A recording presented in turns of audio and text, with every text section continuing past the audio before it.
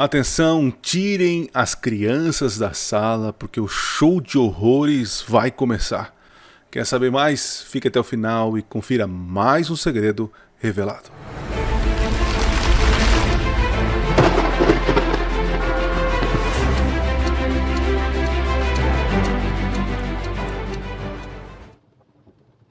Olá, seja bem-vindo a mais um vídeo do canal Minuto Profético, né?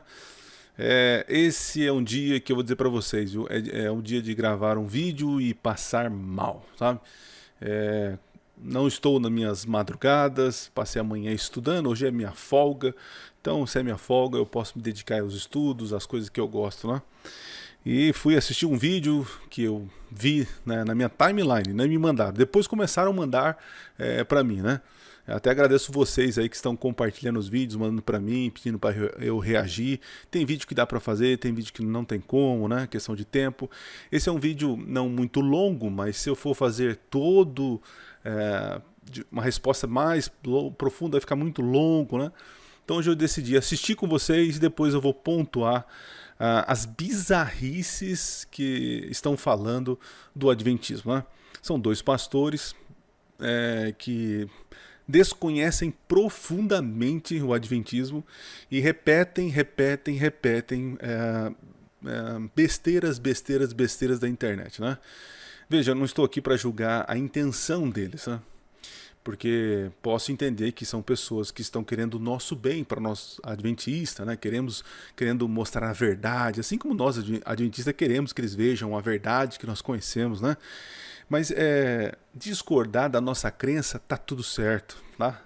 Agora, a dizer bobeira sobre aquilo que nós não acreditamos, aí é complicado, né? Então, pastores, vocês que são pessoas maduras, né? Teólogos, né? Tem um, inclusive, aí que é dono de faculdade de teologia, mas acabam repetindo e falando besteiras sobre a crença adventista, sabe? São espantalhos que criam, né?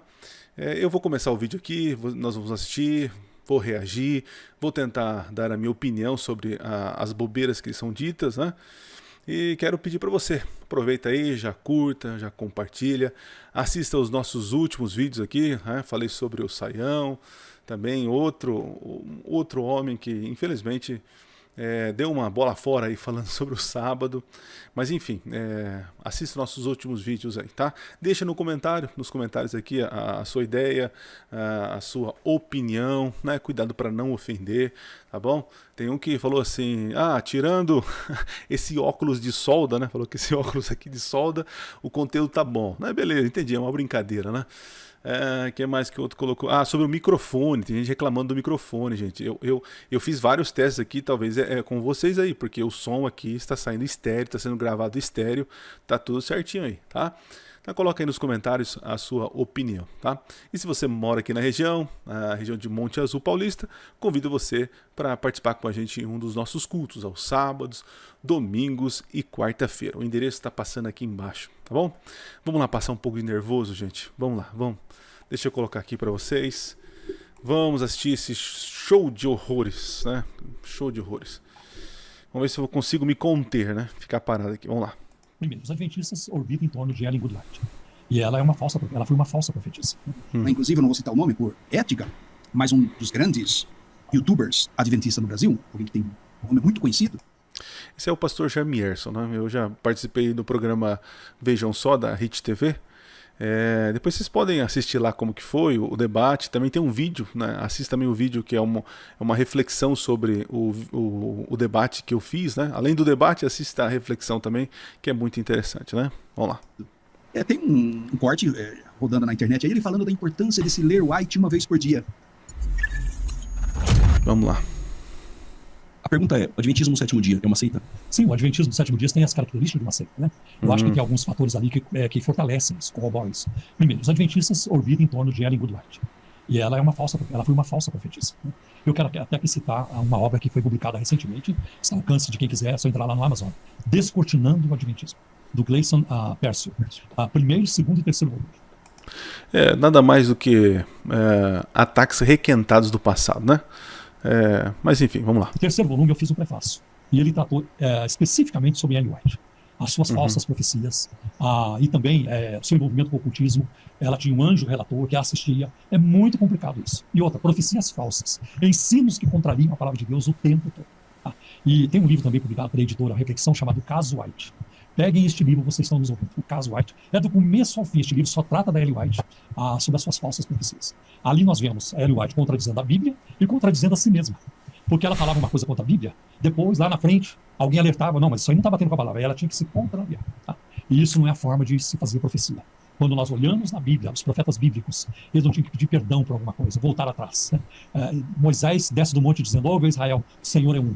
Aí, 2 anos depois, ele desce do monte, ouve Israel, o Senhor são 2. Não tem. Então, não há na Bíblia uma revelação progressiva e harmoniosa, que faz sentido. Mas no Adventismo não. Essa é uma... Tá, deixa eu parar por aqui, eu vou ter que ficar interrompendo, porque não tem como, né? Eu vou tentar colocar, já abordar os temas aí que ele mencionou, né? Para você que está assistindo aí, vai aparecer aí na tela, se não já apareceu aí, né? Então vamos lá, vamos pontuar algumas coisas que o pastor aí apresentou, né? Vamos ver aqui, deixa eu ver se já vai passando aqui. Ellen White é uma falsa profetisa, tá, pastor? Ele falou falsa profetisa, mas não falou nada sobre o porquê é falsa, né? Sempre eles ficam batendo nessa tecla. Porque eles entendem o seguinte, se a gente destruir Ellen White, nós destruímos o Adventismo. Pastorzão, você pode tirar Ellen White. Tira Ellen White, o Adventismo ainda fica em pé. Eu desafio qualquer pastor pegar as nossas 28 crenças e agora tira Ellen White. O Adventismo vai ficar em pé. Mas enfim, eles querem destruir Ellen White na sanha de destruir o Adventismo. Né? Falsas profecias. Quais falsas profecias? Até apresentei num vídeo passado aí para vocês. Tô até aqui, cadê o meu... Agora, aí ó, tá aqui ó.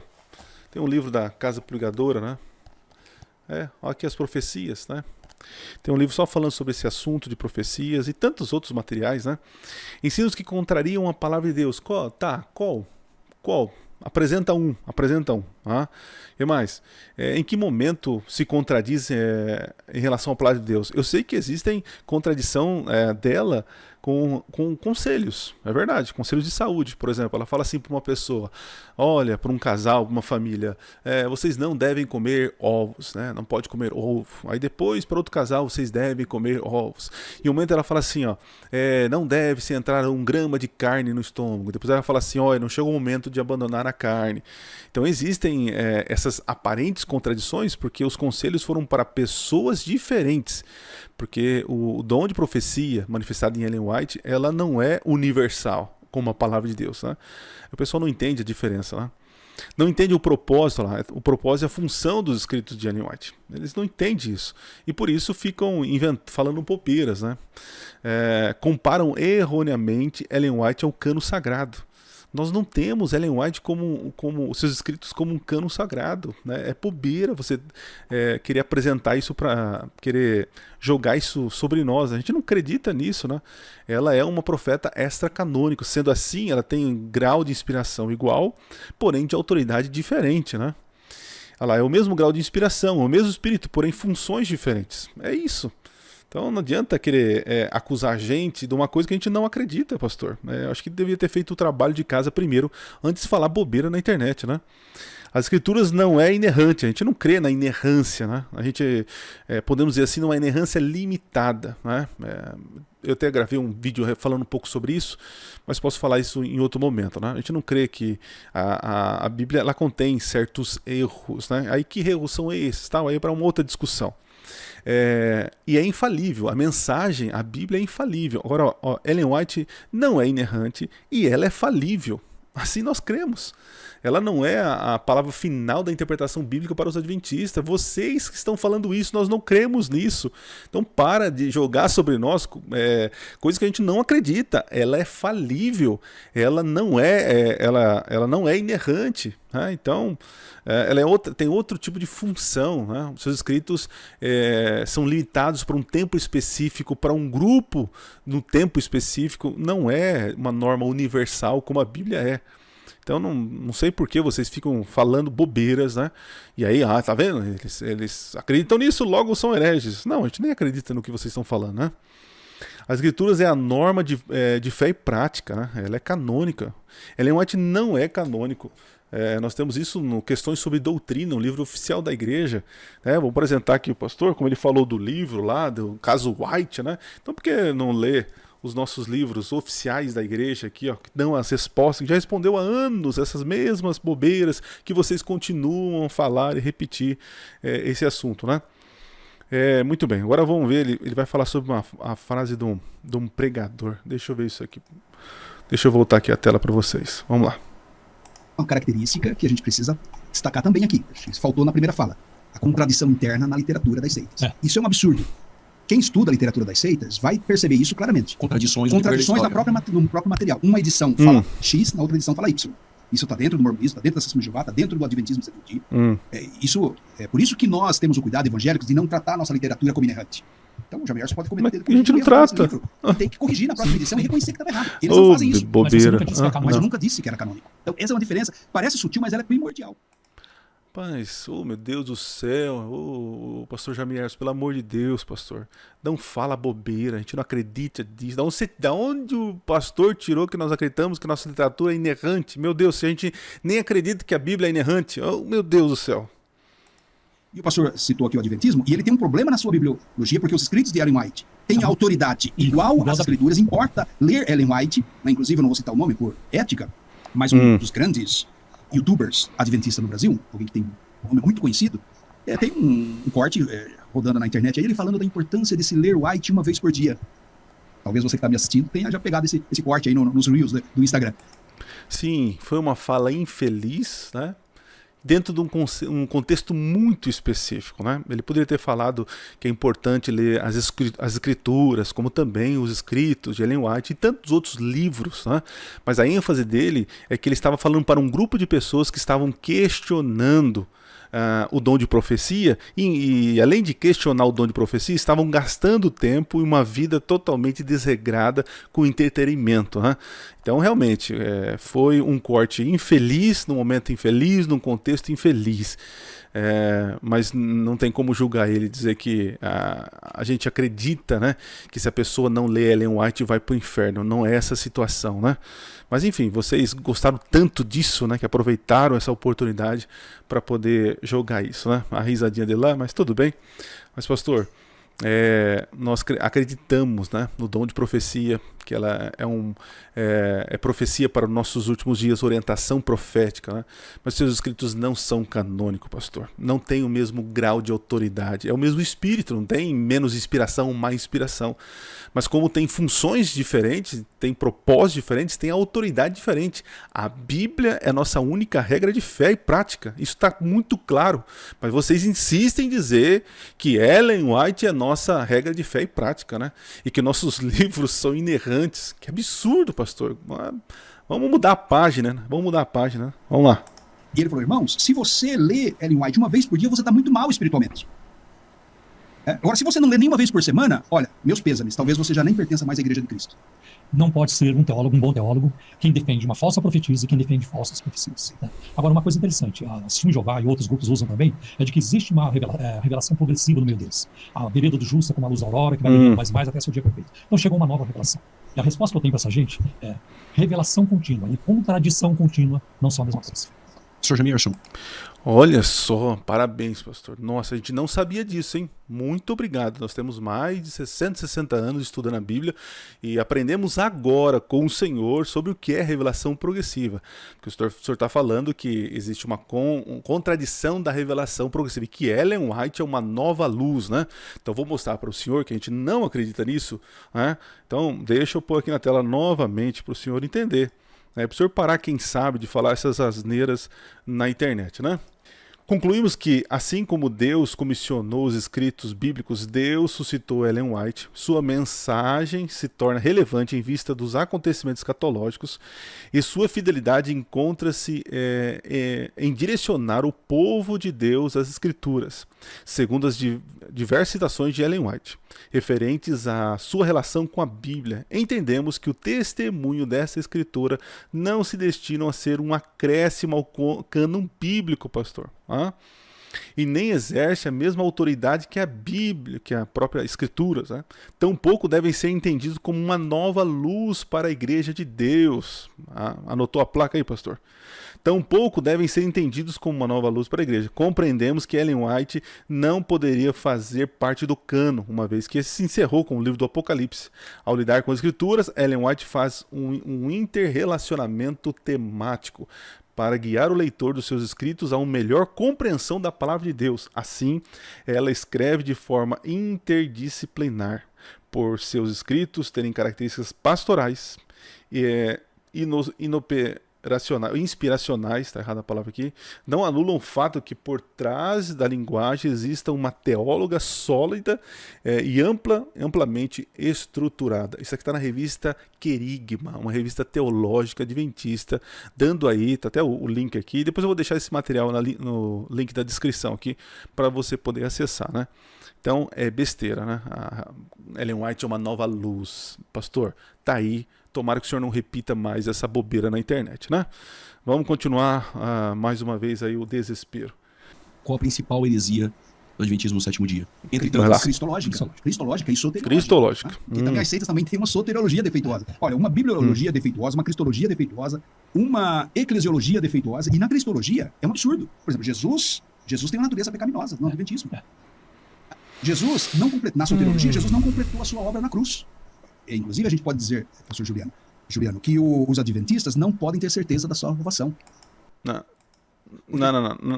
Peraí.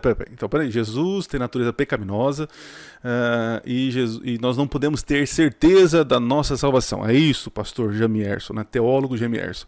Então é fácil sentar num podcast aí e falar asneira, né? Então vamos lá. Eu procurei aqui e eu quero colocar aqui para vocês. Deixa eu pôr aqui na tela. Gente, demora um pouquinho aí porque sou eu sozinho com todas essas coisas aqui, tá? Muito bem, vamos lá. Aqui tá ali o comentário. Eu não sei porque... tá. Aqui. Jesus tem natureza pecaminosa?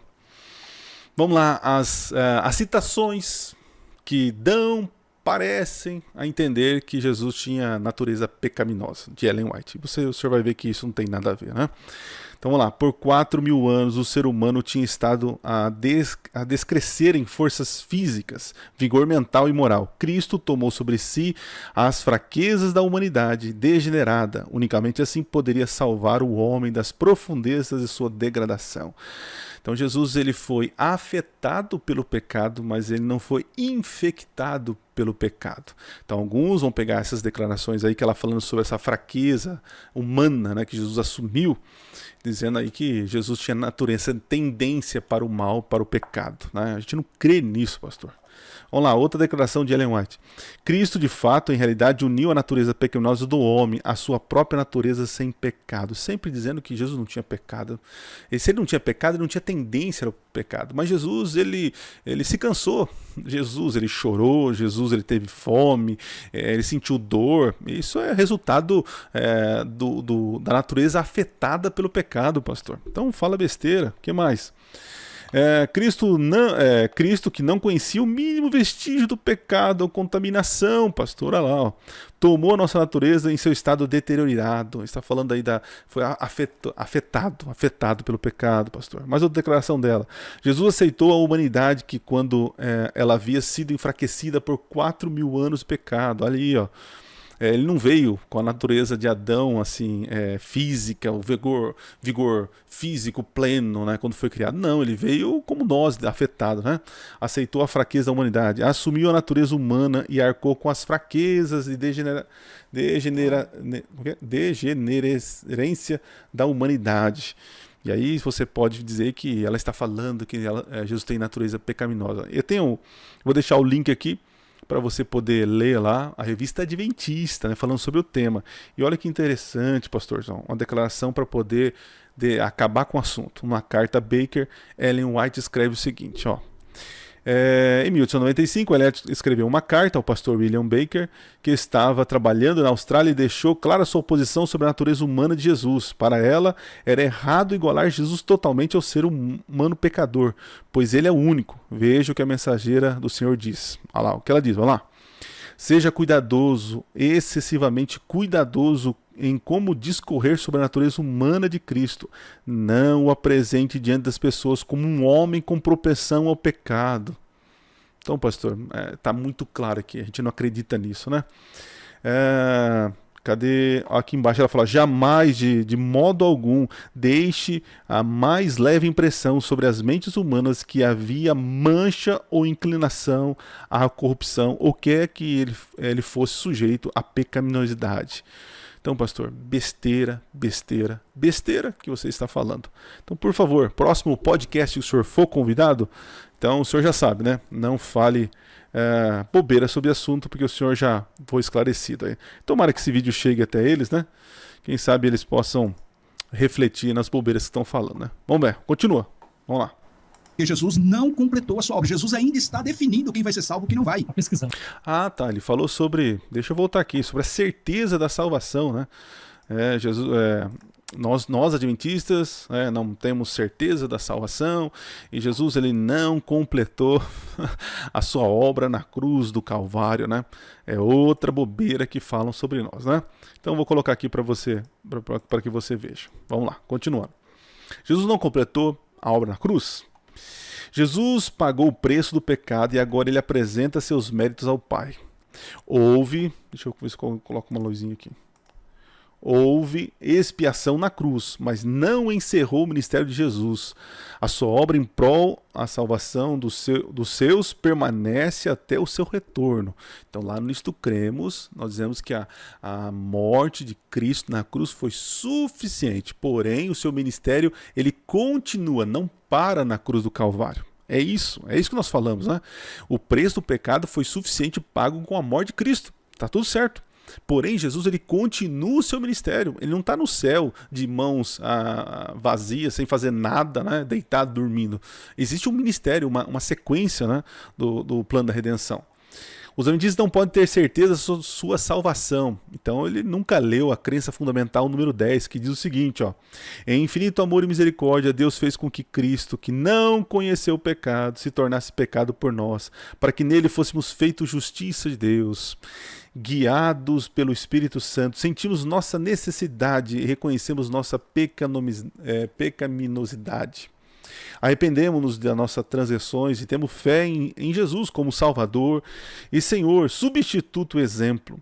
Essa fé salvadora advém do divino poder da palavra e é o dom da graça de Deus. Por meio de Cristo somos justificados, adotados como filhos e filhas de Deus, libertados do domínio do pecado por meio do Espírito. Nascemos de novo e somos santificados e o Espírito renova nossa mente, escreve a lei de Deus, olha que bonito, a lei de amor em nosso coração e recebemos o poder para levar uma vida santa. E agora, pastor, anota a placa aí, ó. Permanecendo nele, né, em Jesus, tornamos participantes da natureza divina e temos certeza da salvação agora e no juízo. Então, pastor, mais uma vez, quando for convidado em um podcast, não fale besteira sobre a nossa crença. Vamos lá continuar as besteiras aqui, deixa eu ver aqui. Ah, tá. Jesus está investigando. Ele vai falar sobre esse ponto aí. Deixa eu mudar aqui a tela. Ai, gente, olha, falar para vocês, ó, não... me dá pavor ver uns negócios desses aqui. Vamos lá. Está pesquisando, é a chamada doutrina do juiz investigativo, Tá investigando. que ele está no santuário celestial agora, conferindo a vida de cada um, quem vai ser salvo, quem não vai ser, ou seja, a obra da redenção, que é... Ó, conferindo quem vai ser salvo e quem não vai ser, né? Coisa que Jesus não sabe, né? Olha, coloca a gente no ridículo, né? a cereja do bolo das Escrituras, né? Ou o âmago das Escrituras, né? Que Deus em Cristo estava reconciliando consigo o mundo na cruz. Jesus disse, está consumado.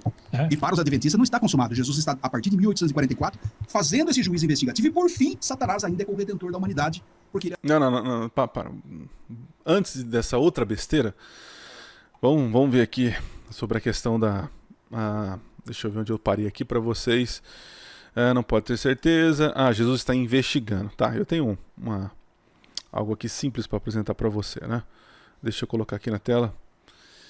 A gente perde um pouquinho de tempo aqui, gente, mas pelo menos fica didático aí para você que está assistindo, né? Então, olha só. Então, tá aqui. Jesus está investigando? É simples, ó. Jesus não precisa investigar nada para saber quem será salvo. Ele sabe. A investigação é parte da primeira fase do juízo, chamada também de juízo pré-advento. E aí tem um link, né, da revista Ministério, falando, um mini estudos sobre o juízo, explicando certinho, né, para você não passar vergonha na internet e falar besteira sobre a crença dos outros. Então tem um link que eu vou deixar na descrição do vídeo para você poder acompanhar, tá bom? Para não falar bobeira. O que mais aqui, ó? Satanás o bode às vezes é o corredentor com Jesus. Eles repetem essa besteira. É igual esse livro aí que o pastor falou aí sobre o caso White. Como eles tivessem, nossa, achamos agora uma heresia nos adventistas e agora... Não, eles ficam repetindo, aí faz um livro novo com uma capa nova, né, com as mesmas ladainhas de sempre, né? Então vamos lá. Olha só...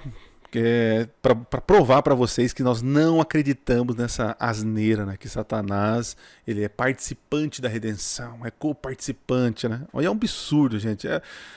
Eu me sinto assim, um idiota, né? Quando eles falam isso, né? Eu estudei 4 anos, então com aí 12 anos de ministério, é como se eu fosse um tapado, né? Eu não estudo, eu não leio, eu acredito em umas bizarrices teológicas. Vamos lá, diz assim, ó. Embora em sentido amplo, o próprio dia em que era realizada a purificação, deixa eu pôr uma canetinha aqui para você me acompanhar, anual do santuário, fosse chamado de dia da expiação, e o bode emissário ser considerado uma parte do abarcante processo expiatório, não podemos atribuir a esse bode prerrogativa salvífica, nem considerá-lo uma espécie de corredentor com outro bode.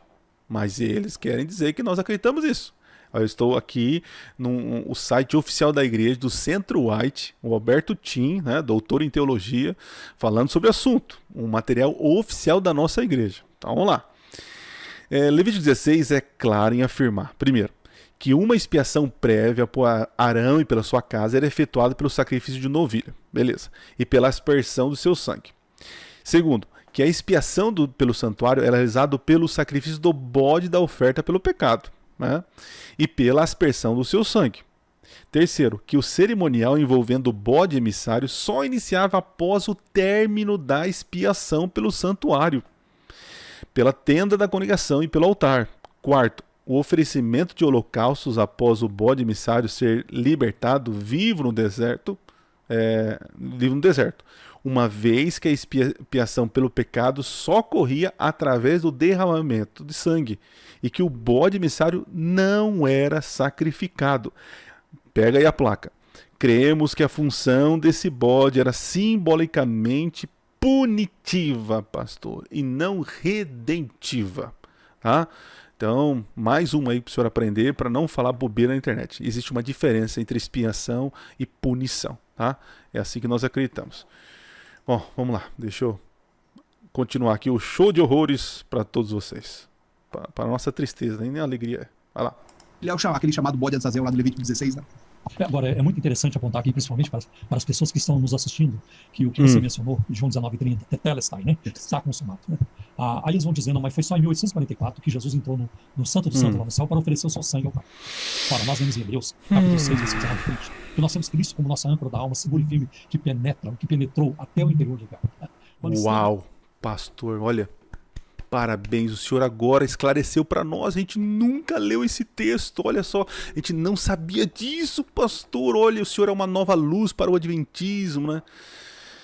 Ai, Senhor, como eles são rasos. Vamos ver Jesus. Lá em Atos capítulo 7, eis que vejo os céus abertos, Jesus, à direita de Deus, estava lá. O próprio Jesus fala isso em uma das cartas do Apocalipse. Eu venci, ao que vencer, daria que se assente comigo no meu trono, como eu venci, assentei no trono de meu Pai.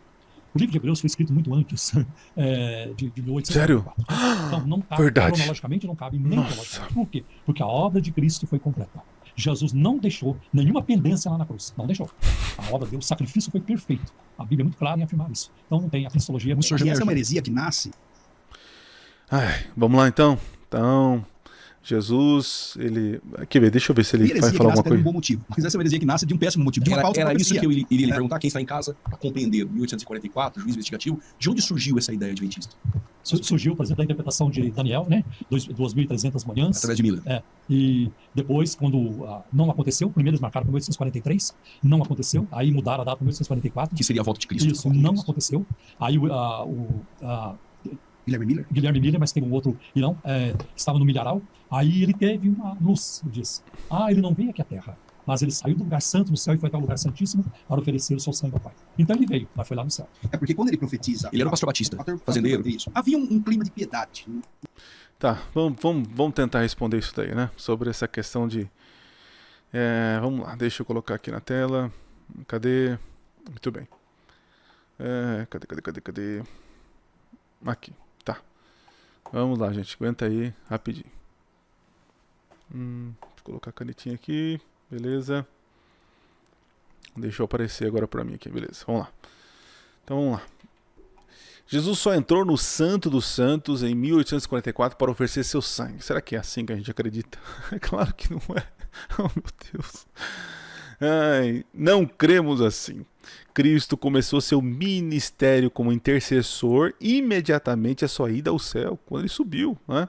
O que nós cremos é que a sua função como sumo sacerdote, ou seja, o juiz, começou sim em 1844 em cumprimento da profecia de Daniel 8,14, das 2.300 tardes e manhãs. E aqui tem na revista Adventista, você pode ver oficialmente a gente explicando isso, né? Até aqui é um vídeo do pastor Paroski, né? Então, alguns acreditam, estão dizendo que Jesus subiu e ficou num lugarzinho e de repente em 1844, opa, dá um pulinho e entra no outro lugar. Não foi assim, não é assim que nós acreditamos, né? Estamos falando de funcionalidade, né? De funcionalidade. A profecia de Daniel aponta para uma função da purificação do santuário, que começa em 1844, né? O que mais daqui, ó? Ele vai falar sobre aqui, ó. Eu não tinha nem colocado para vocês, né? Eu estou falando aqui, ó, e nem coloquei na tela para vocês, né? Mas tá bom, tá aí na tela para você conferir. Então os links, esse material eu vou deixar na descrição aqui, no grupo do Telegram, para você poder então baixar aí, tá? Vamos voltar lá a tela então? Deixa eu sair daqui de novo, gente dá trabalho aqui, mas acho que vale a pena aí para vocês conferir aí. Vamos lá. Os primeiros Absurdo.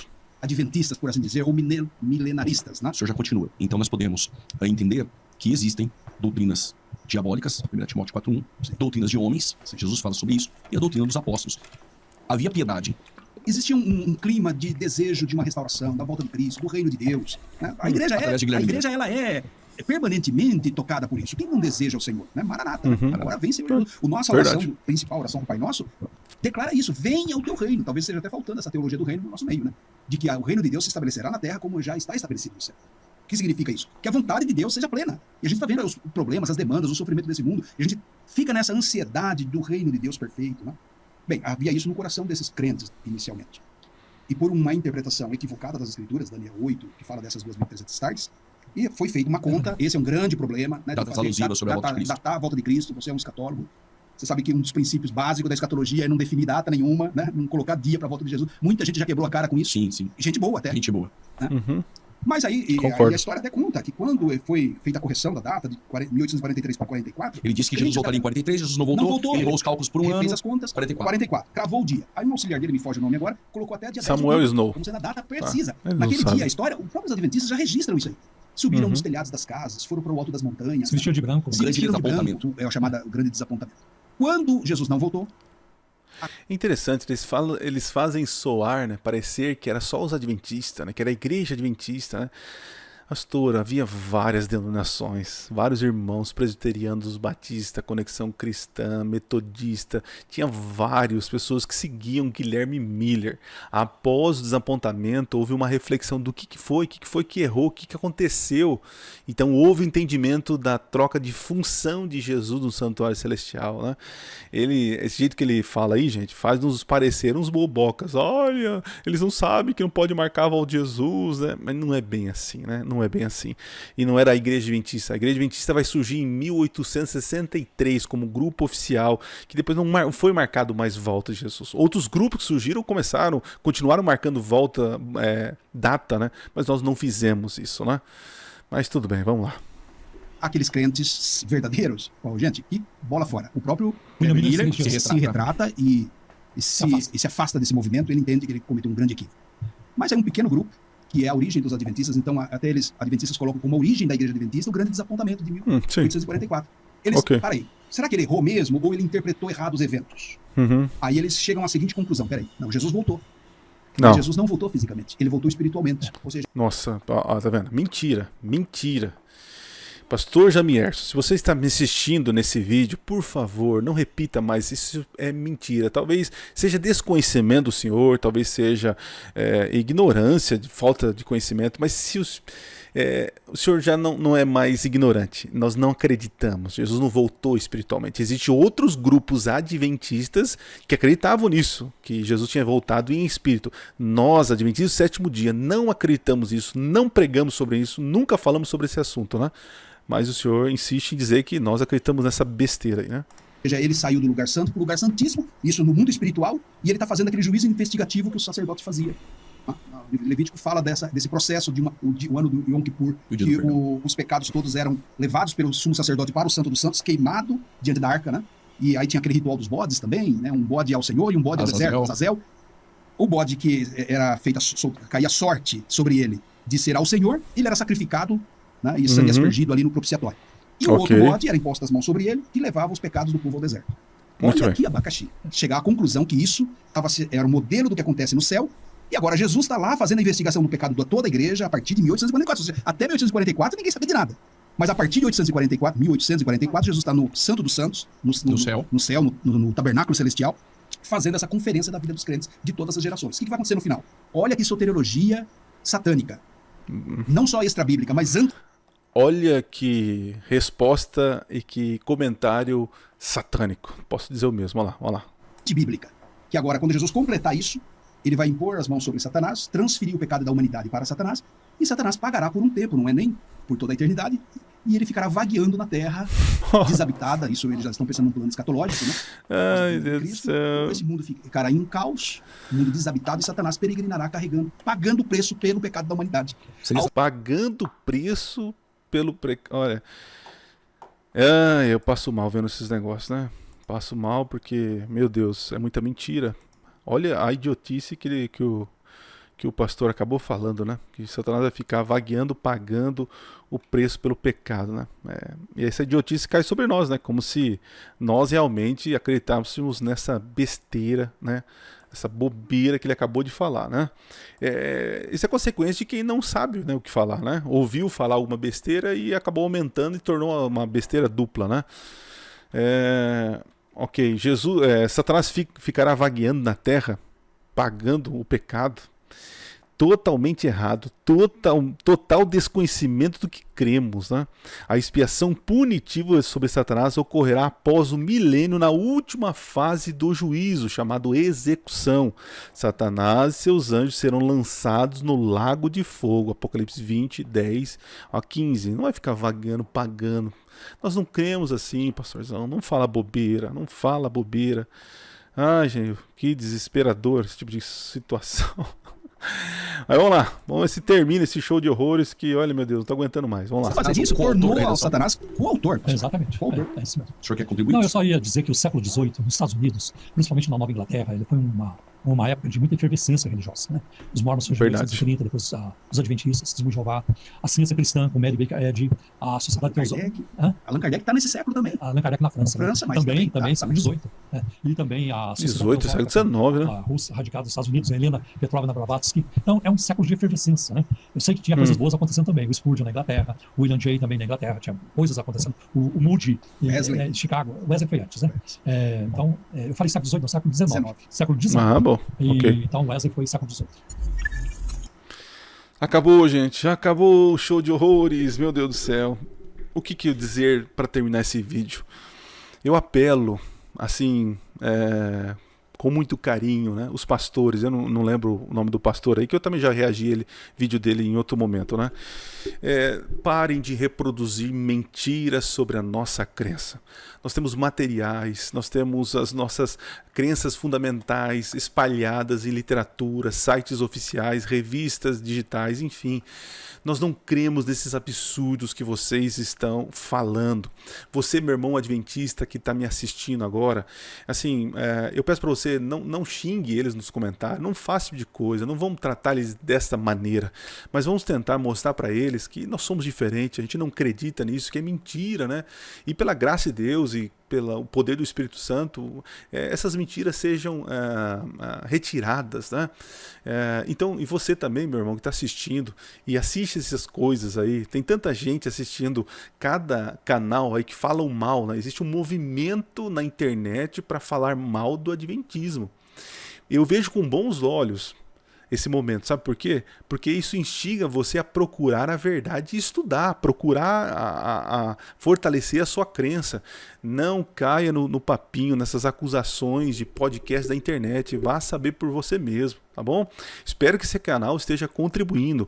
Eu não tenho aqui capacidades tecnológicas e tanto tempo para produzir materiais apologéticos, então eu faço alguma coisa aqui simples, mas para tentar alertar vocês, né?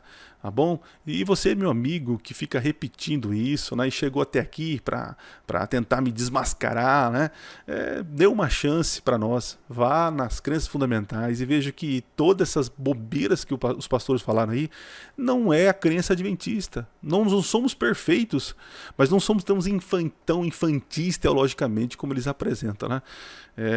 Tá bom?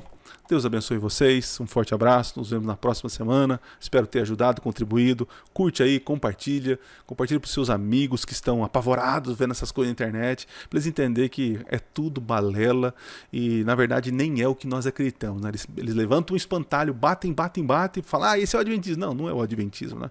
O adventismo não crê nessas besteiras. Beleza, gente? Deus abençoe. Valeu. Agora até embrulhou o estômago pro resto do dia aqui. Fui. Valeu, gente. Tchau, tchau.